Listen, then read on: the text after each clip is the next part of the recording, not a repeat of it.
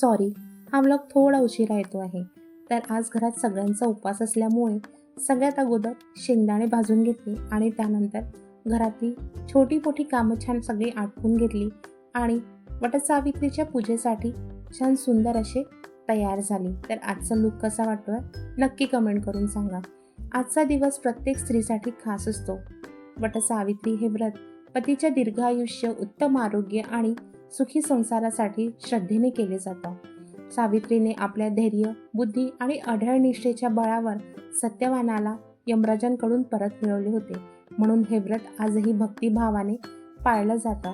आज मनापासून पूजा केली, वडाच्या झाडाला प्रदक्षिणा घातली आणि सर्वांच्या सुख, आरोग्य व आनंदासाठी प्रार्थना केली.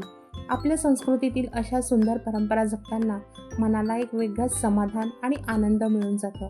त्यानंतर सगळ्यांना ओटी आणि हळदी कुंकू दिले आणि इतकं छान वाटत होतं. त्यानंतर घरी आले आणि आज आमच्याकडे अखंड उपवास असतो, त्यामुळे मस्त फराळाचं केलं. तर व्हिडिओ कसा वाटला नक्की कमेंट करून सांगा. व्हिडिओला लाईक करा, शेअर करा, सबस्क्राईब करा. Bye bye.